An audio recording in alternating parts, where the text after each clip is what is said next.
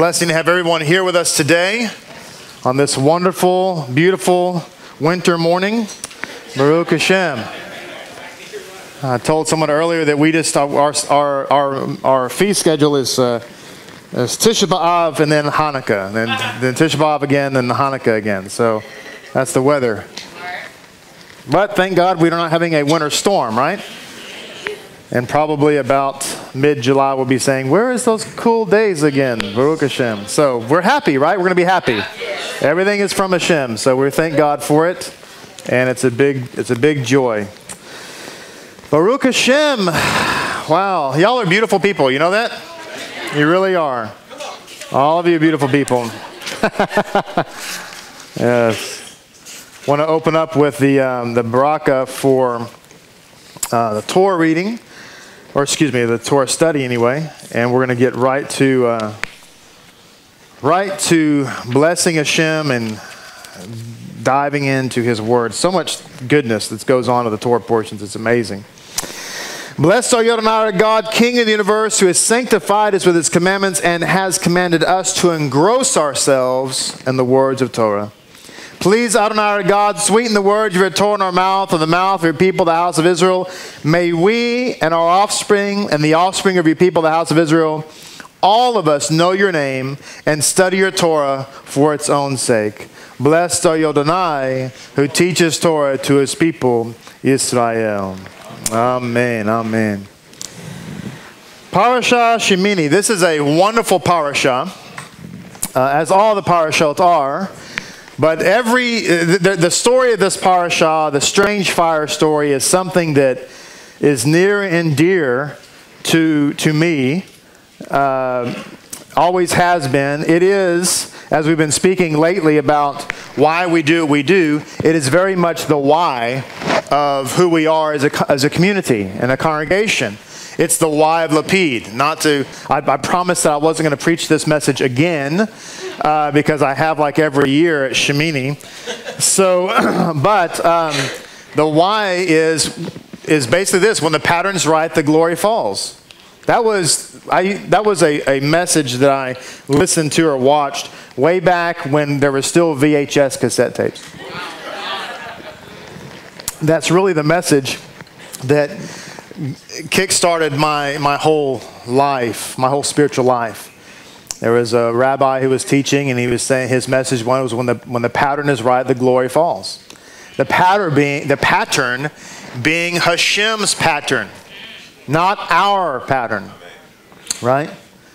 So when the pattern's right, the glory falls. So we have to understand that this is the truth. Now, I just want to make a statement I've made before, but I feel compelled to make it again to hopefully help people out, and especially those who tune into us online, because you're the most at risk.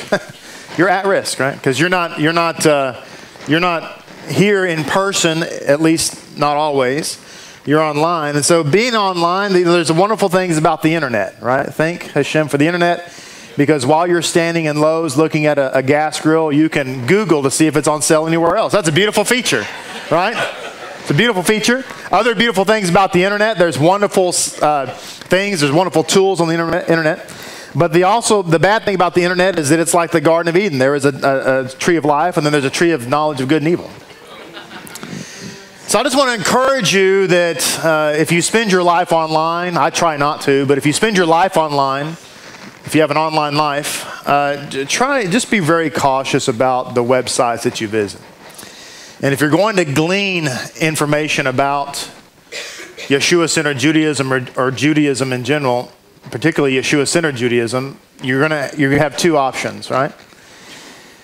You can go to www.mylapid.com. Make sure you say mylapid.com. All right, because if you don't say mylapid, you're not going to get your lapid. You're going to get something else. mylapid.com or mysarshalom.com, right? And there's literally, if you go to Sar Shalom and you get into live stream, I don't know, there's like several hundred hours of drashas, right? Yes. If you go to our YouTube page, there are hundreds upon hundreds of hours of drashas and of classes and all kind of stuff, right? You really, why go anywhere else? I mean, what else? I mean, how much soup can you eat? I mean, this is a lot, right? And now, thanks to we have the thanks to a lot of effort and work on the part, we have now the podcast. Now, as you're driving down the road, you can podcast it or whatever, right? I don't know. I never do that, but I mean, you can do that, and all that stuff is awesome. And on top of that, we are eventually one of these days before Mashiach comes, I'm going to get back to Shalom Studios, and we're gonna make some more videos, right, Mikael? I know. I'm saying it out loud. I'm kidding, right? Come on, I'm not scared. Okay, where do you live again? Okay, so we're going to do that again. So there's going to be all kinds of information. If you don't do that for some reason, if you lost your mind, you don't want to do that. The only other option you have is to go to a verified, vetted, Jewish, Orthodox Jewish website, such as Chabad. Yeah. Anything else is lotov. I want you to hear me on that. Anything outside of a vetted, verified Orthodox website, if you're going to learn something, and you pull up, I'm not going to get into it, but you pull up suchandsuch.com and it's not Orthodox Judaism, then you just know that you're in an area in which the blind are leading the blind. People that don't know anything have written an article and you're reading it. Okay? I mean that. You can take that, you can take that check to the bank and cash it. I want you to hear me on this. Be careful. Just why? I mean, come on. What we share here is actual literature, right? I mean, I have a nice library, thank God. And others have nice libraries, right? And it's actual real stuff. It's real, like physical. You can pick it up. And, somebody texts me and says, "Hey, Rabbi, I found this." I go and pull it off the shelf and look at it. Like, oh, wow, that's really awesome. I don't go to www.idon'tknowanything.com. I want you to hear me on this, right? It's very important, right? So I'm trying to help people out because we live in a society of the internet and it's so crazy. Did Prep Day find that? What's the reference? 539. Thank you, sir. 539. I want you to look at the book of Acts, chapter 5 and verse 39. Thank you very much for looking that up for me, Shomer man. So this topic came up last night at the Erev table, and I want to incorporate it into my thoughts today on Parashat Shemini. So first of all, I want to make 3 statements, okay, before we read this, because it's very instructive. And again, it goes back to the why we do what we do, which is critical. Critical that we know why we do what we do, right? Here's the reality. If you do not study the oral law and rabbinic literature, you will not be able to understand the scriptures to include the teachings of the Messiah. Let me say that again. If you do not study the oral law and rabbinic literature, you will not be able to understand the scriptures or the teachings of the Messiah. How do I know that? Because I've been there. And a lot of what I thought Messiah was saying back, 12, 15, 20 years ago, I find out today, no, that really wasn't it at all, actually. Right. And the reason is because way back in those days, I was approaching it from a mind of ignorance and a Greek mind. Now that I'm versed, I'm still learning. We're all still learning, right? No one's perfect. But now that I'm versed in rabbinic literature, when I hear things, either that the Messiah is saying or that the rabbi is saying, all the dots connect. Yes. And you're like, are you kidding me? It happened this week. And Bezrat Hashem, I'll be able to share it with you, something I found this week. But the point being is, if you don't do that, then you're not going to understand. So if you are, again, going back to my comment about the internet, if you're online and somebody is telling you, stay away from the Talmud, stay away from the rabbis, stay away from the Midrash, then you need to stay away from that website. Because the person who's teaching you whatever they're trying to teach you doesn't know anything about what they're saying. Take it to the bank. Trust me, my whole life is invested in this, okay? I don't do this because I'm beautiful. I do it because I love people. And I want to see people prosper. And just trust me, if somebody says that, you know, if they're Torah without rabbinics or whatever, it's clueless. Just know that, trust that, all that kind of stuff, right? So, taking it to statement number 2, by the way, you won't be able to understand what Messiah is saying, and you surely will not understand what the apostolic letters are trying to say. You're for sure on that.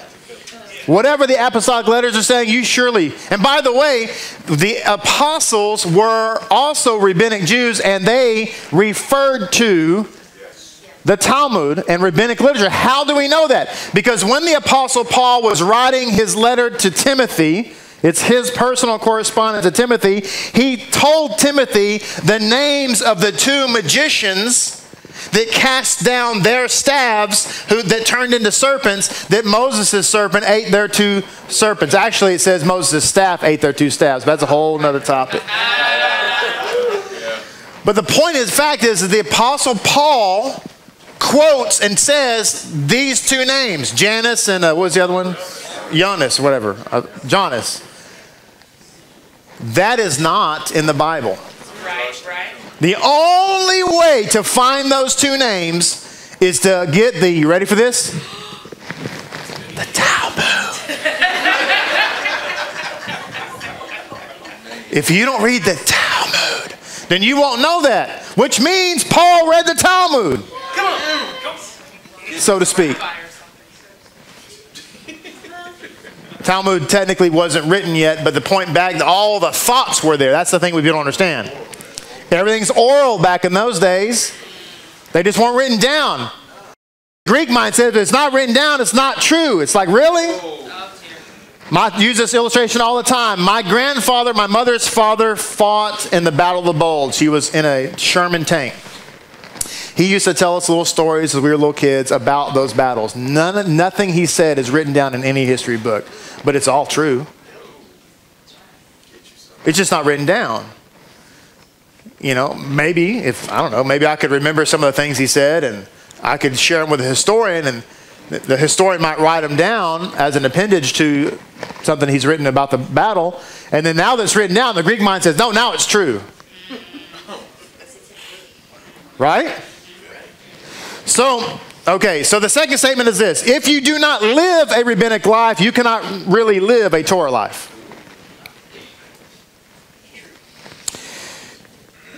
If you do not live a rabbinic life, you cannot really live a Torah life. How do we know that to be true? Because the Torah doesn't tell you how to live, it just tells you what to live. The Torah empowers judges to make the decision on how to carry out the law in the same way that the United States Constitution empowers Congress to make laws in accordance with the Constitution, theoretically, on how to live those laws out, right? Simple analogy, we have the Second Amendment, thank God, thank God, thank God. But the Second Amendment, the Congress has decided, probably smartly so, that you can have a AR-15 or an AK-47, or you can have a .38 special, but you can't have a bazooka, right? I had to send mine back. I found that out. Right. Third statement, Yeshua of Nazareth. Listen to this statement. This is what I'm about to say right now is probably the most important truth about religion that you can ever hear. That's the big statement, I know. But this is the most important thing that you could ever hear, and you need to understand it. You're going to hear me repeat it often and emphatically, and for who knows how long. It has become like a motto. It's the most important thing you need to know. to help you and help me and help us and help the world achieve truth. You ready? Yeshua was a Pharisee. Yeshua was a Pharisee. That is a fact. It's indisputable. Right? I could give many examples of why that's true. The simplest is they called him rabbi. Only Pharisees were called rabbi. That is documented historical reality. Okay? If you understand that fact, it will remove the spirit of fear, the spirit of religion, and the spirit of error from your life. Amen. Just understanding that fact. It's very important for you to know that. It's very important. If I could teach you anything, I would teach you that first. Yeshua of Nazareth was a Pharisee. And so, with that, I want to get to the point of where Yeshua rebuked the Pharisee. But before I do that, let's go back to Acts. So Acts chapter 5, we have Kepha and was brought before the Sanhedrin because they've been out there proclaiming the gospel, right? It was Kepha and Yochanan, right? I believe so. And so Kepha in verse 27, it says, having brought the apostles, they made them appear before the Sanhedrin to be questioned by the high priest.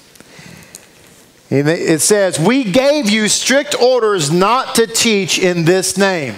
Meaning, when it says this name in Judaism, it's referring to the authority of that teacher. This is why when you read rabbinic literature, it says, Rabbi so-and-so said in the name of Rabbi so-and-so who was teaching in the name of Rabbi so-and-so. What they're doing is they're dropping sources. In other words, this is not my opinion, but I got it from my rabbi who got it from his rabbi. So we are bringing this in this authority, which made Yeshua so unique. Because when he taught in his own authority, and they said, man, this guy's speaking with some authority. He's not even quoting the rabbis because he's the source of the rabbis. Okay?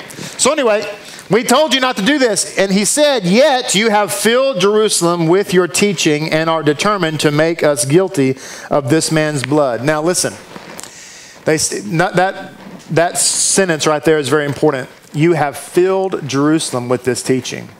If Yeshua was not a Pharisee, that teaching would have gone nowhere, just like it goes nowhere today from the other side of the fence. But we're going to answer that question in a second. Peter, Kepha, and the other apostle replied, we must obey God rather than men. Wait a minute. Someone said last night, I'm not a Jew for them, I'm a Jew for him. So when you're in the store and you're buying chicken and somebody finds out you diving at Sar Shalom and they give you a frowny face, don't run off and try to figure out how to make them happy. Just know that you live for God, not for men. Right?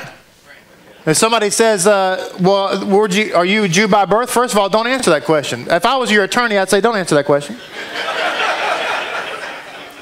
You know why? Because it's none of their business. That's an inappropriate question to ask any Jew. Are you born Jew or convert? If anybody asks you that, are you Jew by birth or Jew by conversion? That is an inappropriate. That's way too personal. It's against halakha. You're not allowed to ask somebody that. Not allowed to do that. Now, if you're talking to a rabbi and you're trying to get into their synagogue, that's a different thing. But if you're just out on the street, say, I'm sorry, it's none of your business. It's just like the story that a man married an Asian woman, and the Jewish man married an Asian woman. The Asian woman converted to Orthodox Judaism. And someone was talking to the man's mother-in-law. A friend of the mother-in-law came to her house. They were sitting down having a little cup of tea or whatever, and she said to her friend, the mother of the man, she says, oh, I heard your son married an Asian woman. And she said, no, he married a Jewess. You see, so it's not anybody's business if they ask you, are you born Jewish or converted? Your answer is, I'm Jewish. We're all Jews, and you can say, in fact, where you could go into long. This is how you repel them, and so you could say, you could wax eloquent and say, well, actually, all Jews are converts. If you go back to Sinai, the rabbis say, when we left Egypt, we went to Sinai, we all mixed it together, and we all converted. And then we could even say that once we went to the Holy Land, we all had to get circumcised again and go through another mikvah and then converted again. So we're like twice converted. And then you could say, in fact, Rabbi Akiva was from converts, and Obadiah the prophet was from converts. It's really hard to say today who is a convert and who's not a Jew, so we're just all Jews. Nice. Are you going to buy that chicken? Because it's on sale. I'm going to buy it if you're not going to buy it. See, don't go try to find out how to make them happy. We're making God happy. Okay? So there you go. So it says, he said, we must obey God rather than men. Verse 30, the God of our fathers raised Yeshua from the dead, whom you had killed by hanging him on a tree. Interesting they use that phraseology. Hanging him on a tree. There's no reference to a cross anywhere in the writings. God exalted him to his own right hand as a prince and a savior, that he might give repentance and forgiveness of sins to Israel, which all of that is in rabbinic writing. We are witnesses of these things, and so is the Ruach HaKodesh, whom God had given to us, has given to those who obey him. When they heard this, they were furious and wanted to put him to death. They gave him a frowny face. Kepha immediately ran out and tried to figure out how to make them happy and blend in and be able to join their community without having any more frowny faces.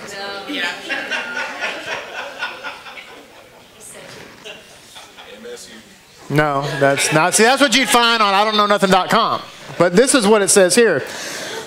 But a Pharisee. Now listen who's standing up for them. I want you to listen to this. But a Pharisee named Gamliel, a teacher of the law, who was honored by all the people, stood up in the Sanhedrin and ordered that the men be put outside for a little while. Then he addressed them, men of Israel, consider carefully what you intend to do to these men. Some time ago, Thaddeus appeared claiming to be somebody. About 400 men rallied to him. He was killed and his followers were dispersed, and it came to nothing. After him, Judas the Galilean appeared in the days of the census and led a band of people in revolt. He too was killed, and his followers were scattered. Therefore, in the present case, I advise you thus. Leave these men alone. Let them go. Now, he's a Pharisee. The only reason he would say that is because they believe that somebody's the Messiah, but they're Torah-observant Jews. They're not hurting nobody. Because there's nothing wrong. Any Jew can believe that any other Jew is the Messiah. There's nothing illegal about that. And in fact, there's many sects of Judaism today that have their own messianic beliefs, and everybody loves everybody. It's okay. They may not agree with them, think they're a little mashugana, but everybody's okay with them. Right? Why? Because they're all keeping the mitzvot. Everybody's okay as long as you're keeping the mitzvot. Let them go. Let them go. They're not bothering anybody. Just let them go. Why? They're all keeping the mitzvot. Everything's good. They happen to believe this guy's Messiah. He's not, but okay. So just let him go. It's all good. Now, if they were running around telling everybody to eat pork chops, they would have them in prison. Right? Okay. Keep that in mind, because this Torah portion is about eating unkosher. In part. Let's see. Where am I? Let him go. Let it go. Let it go. For if their purpose of activity is of a human origin, it will fail. If it's of human origin, right? Listen. Hold on. Don't get excited yet. Somebody's getting excited. Say, see. No, don't get excited. But if it is from God, you will not be able to stop these men. You will only find yourselves fighting against God. His speech persuaded them. They called the apostles in and flogged them. Then they ordered them not to speak in the name of Yeshua and let them go. The apostles left the Sanhedrin upset because they got a frowny face and they just want to blend in. They just want everybody to love them. No, they left what? Rejoicing. We go to buy chicken and somebody gives us a frowny face and we live all dejected. I just want to be loved by the Jewish community. I want to be able to go to their challah bakes. They want me to go to their chili cook-offs.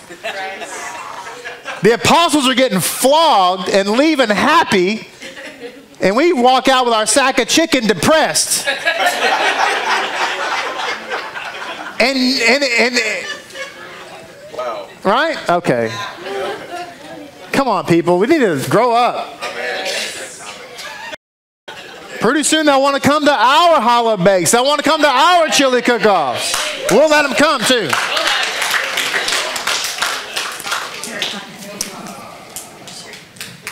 They'll want to come to our Purim parties. Okay, so the head rabbi of the Jews for Judaism movement quoted this passage in a video a year or two or three or four or 10 ago, however long ago. And he said that Christians read this passage and they say, see, it did continue. It was from God. And he said, but actuality, they're wrong.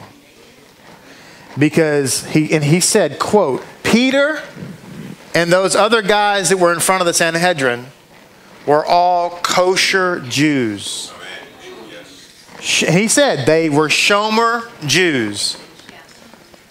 And this movement continued on. And his argument was the movement continued on and became a Gentile movement. And he said, he talked about how people were eating ham and celebrating other holidays and things like that, and led them away from the commandments. And as a result, it proves in his mind it was not from God. And here's the trick. Here's the uncomfortable truth. He's right. Yes, very true. He's right. Because those men who were standing in front of the Sanhedrin today look nothing at all like the people who are proclaiming this book in other areas. But there's a caveat. There's a footnote to history, and it's called the Lapid movement. That's right. Because if you go back to this rabbi's statement, I would stand up and say, so what you're saying is, if there was a movement that believed in Yeshua and was Shomer, you would have to say it's from God. You would have to say that in fact it did carry off over, even though it was dormant for a time in exile, but it has raised its head in our generation and therefore has validity. Because if your argument is he cannot be the Messiah because his followers do not follow the mitzvot, I would agree with you. And I would say, what if his followers do keep the mitzvot? Right. Then he must be a valid Messiah. People would have to give that some look. This is why you don't have rabbis running around denouncing other would-be messiahs, such as Nachman and Schneerson and so on. They're not denouncing them. Why? They might be the Mashiach. Why? Because their followers are keeping the Torah. They may not believe they're the Messiah for one reason or another, but they're not running around there rebuking him and telling him he's not the Messiah. Why? Because they're not exactly 100% sure. But they are sure about this guy, JC. Why? Because none of his followers keep the mitzvah. So that's for sure. That's a slam dunk. This Parashat, we have the introduction of the kashrut laws. People are running around and love to say that Yeshua made all foods clean. When you say that, you're saying he's not the Messiah. You're making a fundamental declaration. And how do we know, by the way, he did? By the way, he did not say that. That's in parentheses because it's a parenthetical statement. But how do we know for sure, or as my daughter would say, for real, that he didn't say that? And the answer is because it was not brought up at his trial. That would have been an easy slam dunk disqualifier for being the Messiah. All the prosecuting attorney would have had to do is stand up and said, gentlemen of the jury, of the court, the defendant said that now everything, no matter what it is kosher. That is obviously contrary to the Torah.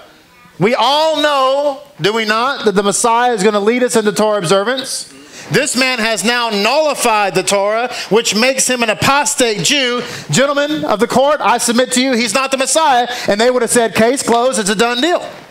They would have brought up his apostles and said, did he say that? And they said, yeah, he actually did say that. Oh, okay, so he's not the Messiah. It would have been easy. It would have been recorded in the book, and instead of saying he was false witnesses, they would have been true witnesses. In fact, The false accuser says this in the book of Acts, chapter 6, verse 14. For we have heard him say that this Yeshua of Nazareth will destroy this place and, listen to this, change the customs Moses handed down to us. And it says here in the book of Acts that that was a false witness. Wait a minute. Because this is not a false witness. I thought he did change the customs of Moses. That would not be a false witness then. That would be a true witness, and therefore Stephen deserves to die.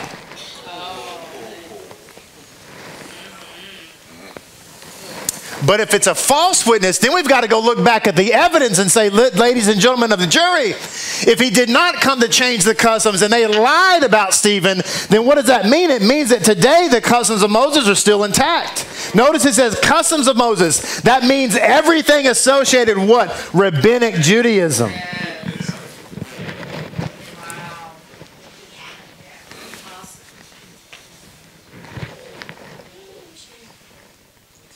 All right. Now to the message.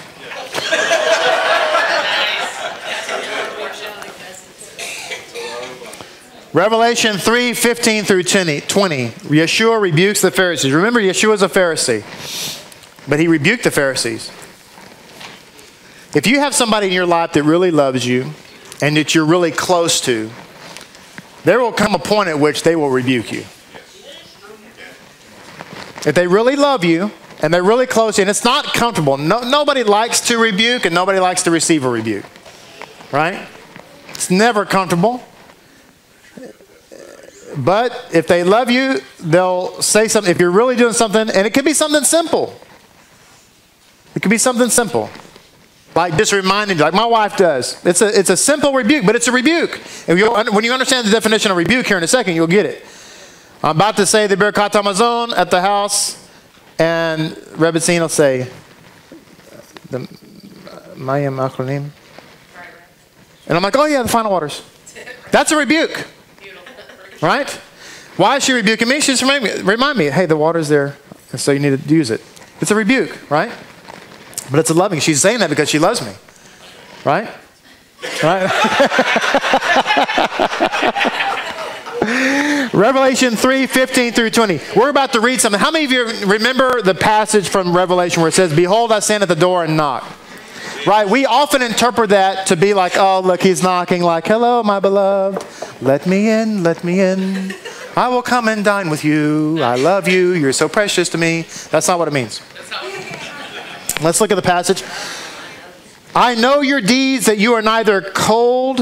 Now I'm going to read from the Amplified version. This is Revelation 3:15 through 20 back there in the control booth. This is Amplified. The reason I'm reading Amplified is because I want to amplify it. I know your deeds, that you are neither cold, invigorating, refreshing, nor hot, healing, or therapeutic. I wish that you were cold or hot. So because you are lukewarm, that is spiritually useless, and neither hot nor cold, I will vomit you out of my mouth, rejecting you with disgust. Because you say, I am rich and have prospered and grown wealthy and have need of nothing, and you do not know that you are wretched and miserable and poor and blind, naked, without hope and in great need, I counsel you to buy from me gold that has been heated red hot and refined by fire, so that you may become truly rich. And white clothes representing righteousness, to clothe yourself so that the shame of your nakedness will not be seen. And a healing salve to put on your eyes so that you may see. Listen to this part. Those whom I dearly and tenderly love, I rebuke and discipline, showing them their faults and instructing them. So be enthusiastic and repent. Change your inner self, your old way of thinking, your sinful behavior, and seek God's will, which is always, always, always a euphemism for Torah. Now the verse. Behold, I stand at the door and continually knock. If anyone hears my voice and opens the door, I will come in and eat with him, restore him, and he with me. Now, we're going to understand that verse in a second, what it means, because the context is you are spiritually useless. You are not neither hot nor cold. I'm struggling to deal with you, and I'm rebuking you, and now I'm knocking at your door, and I'm telling you that if anyone opens up to me, then I'll come into him and restore him. So the knocking, here's the point. If you hear Yeshua knocking at your door, that ain't good. Yeah, because if he's knocking at your door, that's daddy who's shown up saying, son, we need to go outside for a second. I heard something about you. We need to come out here. And no one opens the door and goes, Abba, I'm ready. Right? So, to understand this verse, we're going to go to Song of Songs, Shir HaShirim. Shir HaShirim, Song of Songs 5:2. I sleep, but my heart is awake. A voice, my lover is knocking. Open to me, my sister, my darling, my dove, my perfect one. Which, by the way, if you take the first letter of those words, it spells Tishrei, which is the month of Teshuvah. Open to me, my sister, my darling, my dove, my perfect one. For my head is drenched with dew, and my locks with dewdrops of night. Song of Songs 5:2. To this verse, this is what Me'am Loez says. I am asleep, but my heart is awake. A sound, my beloved knocks. People respond, he says, to one another in three different ways. One might hear a comrade cry for help and respond by shouting, here am I. Then again, it may happen that the other person is too far to be heard, and so he sees only one waving his arms to call attention to himself and his distress. Someone will then come near. There is also a third possible circumstance, when the person in danger is asleep. When the person in danger is asleep, you're asleep in the light. Then a neighbor might knock at his door with a rock or his fist to rouse him from his sleep. Correspondingly, there are three ways whereby God arouses a person. At first, he calls to us through wise men and prophets, like droshes. Not that I'm a prophet, but, calls to us these ways. He does this in each generation. Then the finger of God invokes physical afflictions upon us as one shaking his finger in warning. But the suffering is relatively light. Thus the sages declare, the merciful one does not begin by taking a life, for it is not his way to deprive man of good things of this world. As it says, you open your hand and satisfy the desires of every living thing. What then is the suffering? According to the Talmud, suffering may be considered anything at all, be it ever so slight, which prevents a person from being perfectly happy. So if you find yourself enduring a little suffering, we always should ask ourselves, is there something I need to correct in my life? Life happens, but everything is from Hashem, so we take everything as a moment of reflection. I had a bad experience. Let me think about this.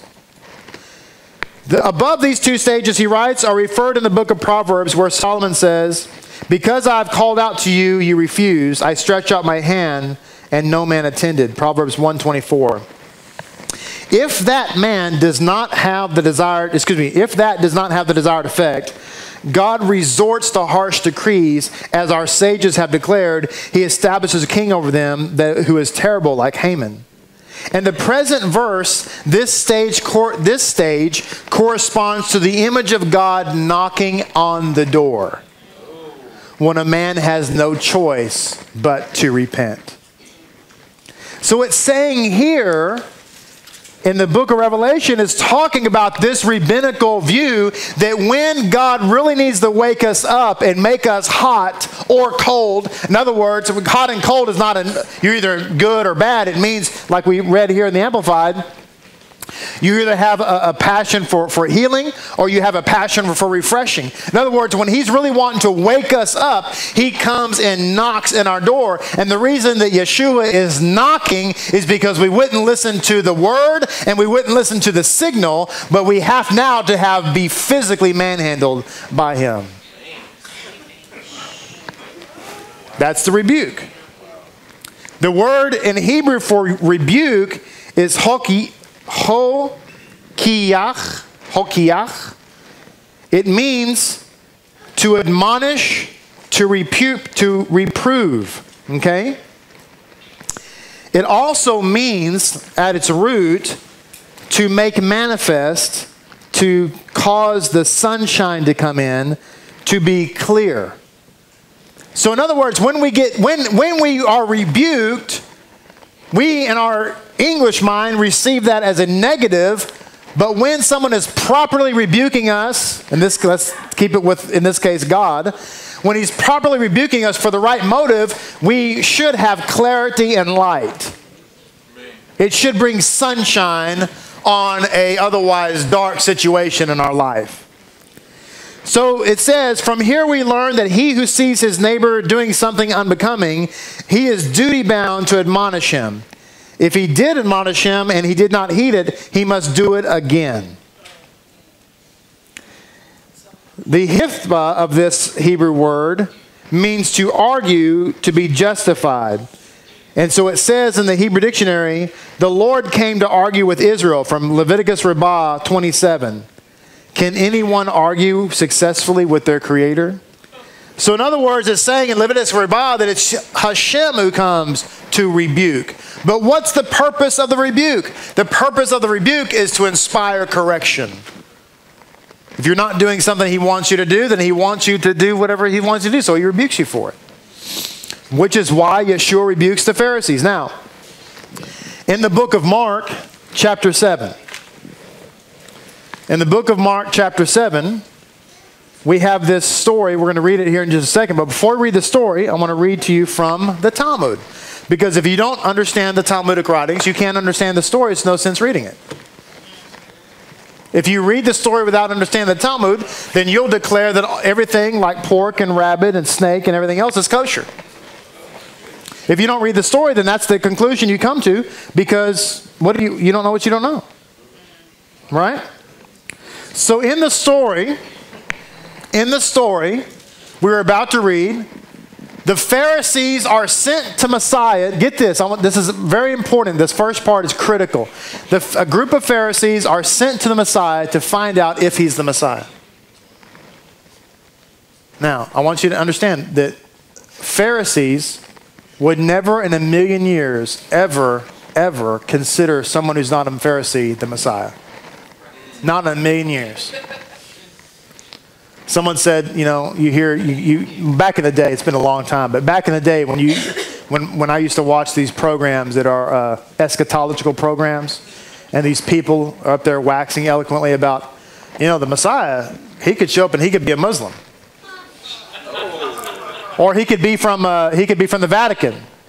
I'm looking at these people going, the Jewish people are never going to go, hey, look, Mohammed he's the Mashiach. Oh, look, Cardinal Wallace, he's the Mashiach, of course.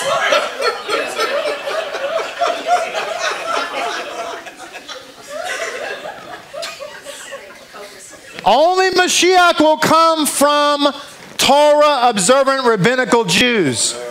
Anybody else automatically disqualified. It's a non-starter. So back in the day, you have a group of Pharisees who are going to see Yeshua to find out, hey guys, go find out if he's really the Messiah. That means he was a Pharisee. Undeniable fact. Okay? Very important.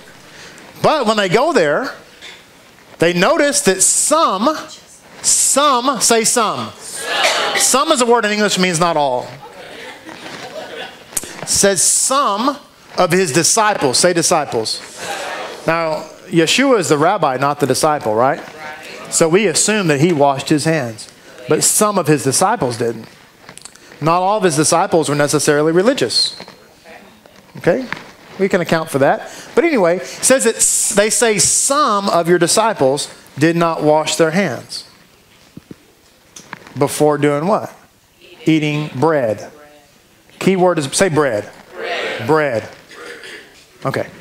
So the Talmud, I'll give you some references here. Barachot 53b.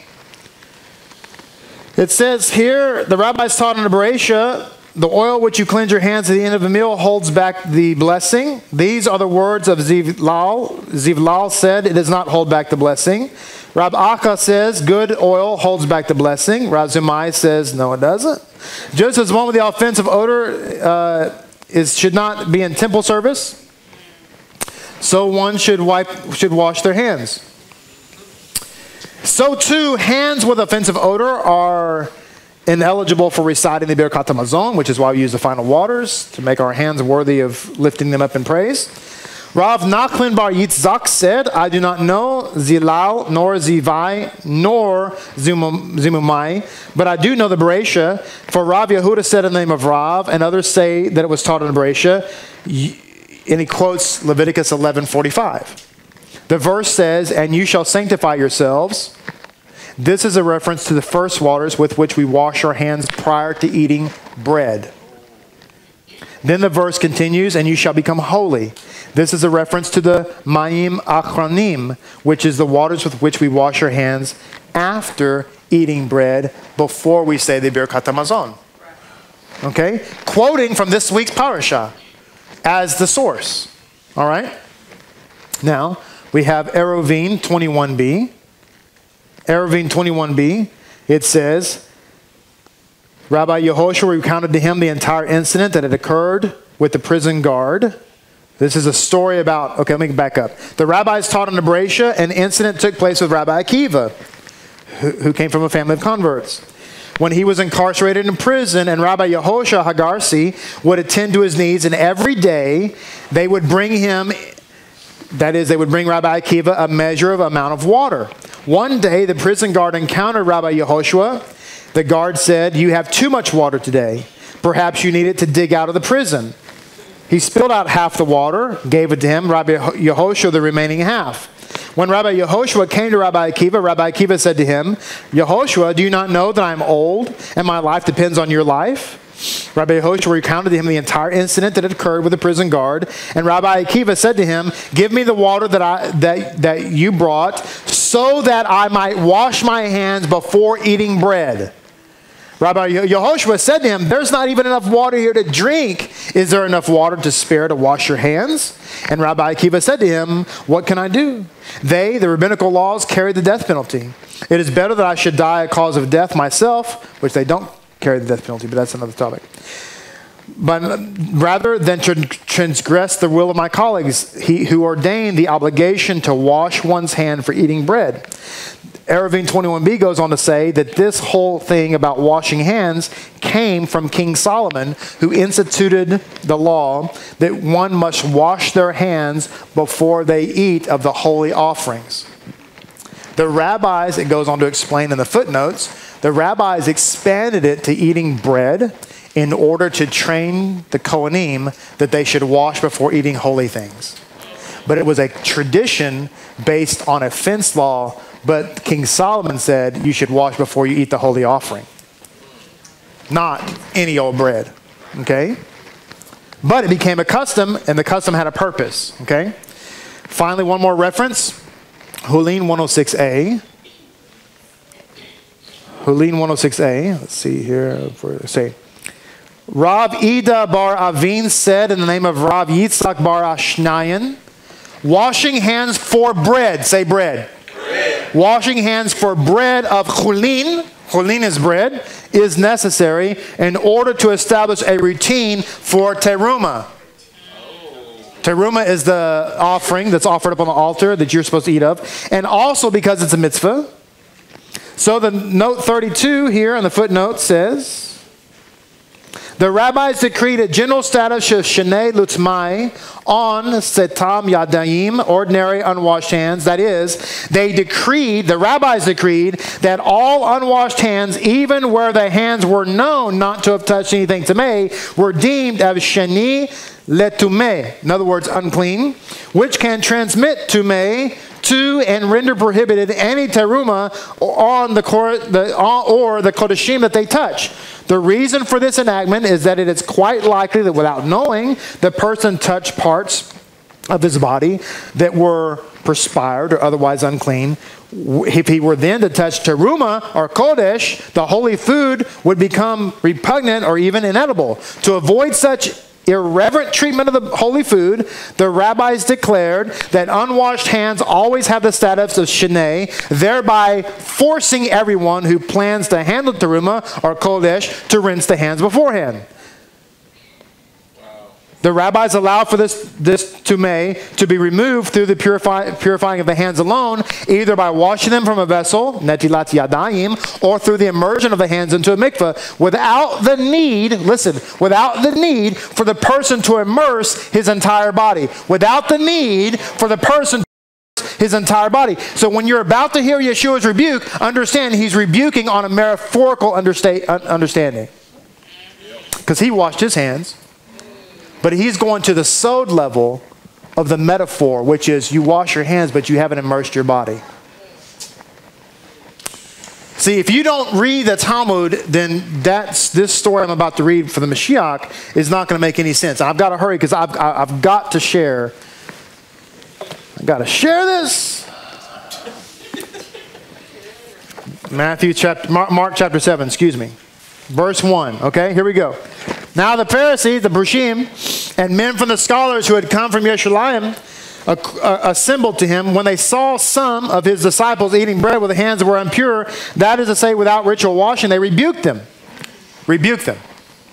Right? It's not. They were trying to get him to do right. They rebuked them. This is good. Yeah. Because the Messiah is like, oh, you're going to rebuke my disciples? Well, let me go ahead and rebuke you a little bit. You done spanking? All right, turn around. So he says, first of all, you're not supposed to rebuke somebody's disciples in front of their rabbi. So the Prushim, all the Yehudim, do not eat until they have done ritual hand washing up to the wrist, and holding to what the elders handed down, and they do not eat what comes from the market without immersion. And there are other things that they have received to observe, such as immersion cups, pitchers, kettles. That's tevilah. The Prushim and the scholars asked him, why are your disciples not behaving according to the traditions of our elders? Important verse right there. If they're not Pharisees, what sense does it mean to ask why they're not following our traditions? If they're not Pharisees. Do we go to Russia and inquire why they don't have 4th of July? Why? Because they're not Americans. Okay. Why are your disciples not behaving according to traditions for elders? For they are eating bread. Bread. Say bread. Bread. The issue is bread. They're eating bread without ritual hand washing. He answered them and said, Yeshayahu prophesied well about you hypocrites. As it is written, this people honors me with their lips, but their hearts is distant from me. Their fear of me is empty. They teach mitzvot of men. For they have abandoned the mitzvah of God in order to hold the traditions of the sons of men. He said to them, how nice that you have nullified the mitzvah of God in order to observe your tradition. Now listen, Yeshua is not against hand washing. He's bringing them, taking them to the task because they dip their hands but not their body.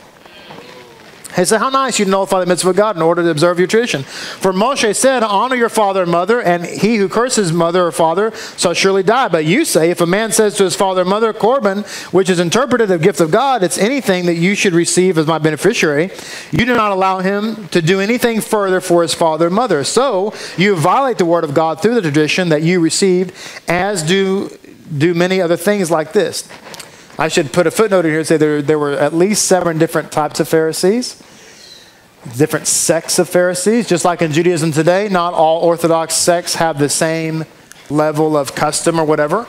So some surmise these people might have been from the house of Shemini, which had put a special emphasis on purity that the house of Hillel did not have. So now they're trying to bring, which is another mitzvah. When you go to a community and you learn their customs, you do not implement your own customs while you're there at the community. Amen. So if you go someplace else, some other Jewish community, you're on vacation, and you say, I'm going to go to such and such synagogue while I'm here on vacation, and you notice that it's their custom to sit for the Torah reading, you don't stand. You sit. It's their custom. It's not right for you to try to bring your customs into that community, which is what they were trying to do here. Okay? So it says, then he called to the people and said to them, listen to me, all of you understanding. There is nothing outside of a person, listen to this, there is nothing outside of a person that can contaminate him by going into him. Rather, he's talking about bread and eating with unclean hands. He's not talking about kosher food, because the fact of the matter is, if you eat unkosher food, it will absolutely defile you. How do we know that? Because the scripture says so. That's not what he's talking about. He's talking about eating with unclean hands, unwashed hands. Okay? Listen to me, all of you understands. There is nothing outside of a person that can contaminate him by going into him. Rather, that things coming out of him contaminate the person. Whoever has ears, let him hear. Now, I want you to notice one thing really quick. Yeshua, in none of this story does Yeshua rebuke ritual hand washing. He never says you should not ritually wash your hands. He is saying that just understand that it's not what goes in you that's the problem, it's what comes out of you. That's what he's saying. See, the ritual is awesome as long as you don't get caught up in the form, right? So it says, as he returned home from the crowd, his disciples asked him the matter of the parable, and he said, and even you lacking discernment, you do not comprehend that whatever comes within a person from the outside of him does not contaminate him, for it does not come into his heart, but rather into his stomach, and it goes out to the toilet, which cleanses all that is eaten. He said, what comes out from the person is what contaminates the person. Because from within the person, from his heart, come out the evil thoughts, adultery, sexual immorality, murder, stealing, love of profit, wickedness, fraud, gluttony, evil eye, blasphemy, insolence, and folly. All these things are from within the person. They come out and contaminate him. Okay? Now, with that, we understand what the Messiah is trying to say is that you are not going to become unclean if you happen to eat with unwashed hands, but that does not mean you can eat a pork chop, because you will become unclean then, and your spiritual senses will be dull. So I want to read to you now a brief description here. Try to make it brief here. 32, y'all with me? Stay with me. This is important. The beggar Messiah from the Messiah text. If you don't have this book, you need to get it. The Messiah text. The beggar Messiah. Rabbi Zevi Amelech dwelt in the city of Dinov, and he had a son who was the rabbi of Strizev, but who always sat with his father in Dinov. Once a poor beggar came to the city of Dinov for the Holy Shabbat, and that poor man was the Messiah. He went to Aruna's house, for they did not let him enter a respectable lodging. He left his things with a poor baker whose boys plagued him very much. On the Sabbath, the boys chased after him at the time of prayer so that he would not be able to concentrate in prayer. At the outgoing of the Shabbat, the Rebbe of Strizev invited his Hasidim to the meal ushering out the Queen's Shabbat. And the aforementioned poor man also came with them to the meal. And there too the boys made fun of him and also plagued him. And when the rabbi of Strizev saw this, he arose and said to the poor man, go please to the Rabbi David Rees. He too is having a rich meal ushering out the queen, and there you can eat and drink to your heart's desire. But he answered him, my intention is not to eat and drink, but rather to hear words of Torah. The rabbi of Strizev thereupon rose and drove him from the house, lest he cause them a disruption in their celebration of ushering out the queen Shabbat. While they sat at the ushering out of the queen, the rabbi of Dinov was already asleep, and his son, the rabbi of Strizev, locked the door from the outside. After they ate, the rabbi of Strizev said, let us recite the Birkat HaMazon, for I must go to open the door. So it says, he heard that inside the house, people were discussing mysteries of Torah. He tried to open the door, and he found that the door was locked, not just from the outside, but also from the inside. It came to pass in the morning that he asked his father, who was there with you? And he told him that it was the aforementioned poor beggar, who was Messiah ben David. When his son heard this, he fell to the ground and fainted. And when he came to, he instantly ran to the baker to find out whether the poor man was there, but he found him not. For a pillar of fire had come and taken him from there. May the merit of the righteous preserve us. Now, with that in mind, so the poor beggar is Messiah, right? A story from Hasidic tales. A kosher tongue. Rabbi Yaakov Yitzhak of Peshicha, the Yid HaChodesh, once ordered his senior disciple, Reb Simcha Bonem, to make a journey to a distant hamlet. When he inquired as to the purpose of the journey, the Yid HaKodesh remained silent. Reb Simcha Bonim took several Hasidim with him, and they left on the journey. The sky had already turned to dust by the time they arrived at their destination. Because the town had no inn, Reb Simcha Bonim ordered his coachman to stop at the first cottage. He knocked at the door and was invited in along with his students. When they asked whether they could join their host for dinner, the man replied that he had no dairy food and could only offer them a meat meal. Instantly, the Hasidim bombarded the man with questions about his level of kashrut. All right, that's always polite. Who was the shoket? They demanded to know. Were the animals' lungs free of even the smallest blemish? Was the meat salted sufficiently to draw out the traces of blood, as was required by Torah? The interrogation would have continued had not a commanding voice from the back of the cottage called out to them. They turned their attention from the owner of the home to a man who was dressed like a beggar sitting near the hearth smoking a pipe.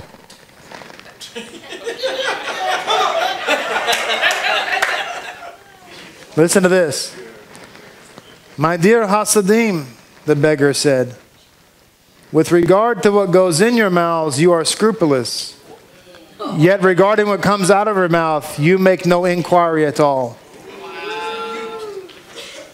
When Reb Simcha Bonim heard these words, he knew the reason for his journey. He nodded respectfully to the beggar, thanked the house owner for his concern, returned to the wagon, and he said to his students, come now, we are ready to return to Pisgah.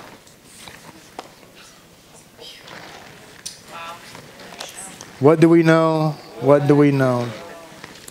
May it be your will, Hashem, that we guard what we eat and only eat what you have us to eat, and that we guard our tongues and only speak what you would have us to speak. May your name be blessed and magnified, and help us, Hashem, to remain pure, even as you are pure, and holy, even as you are holy. B'Shem Yeshua. Amen.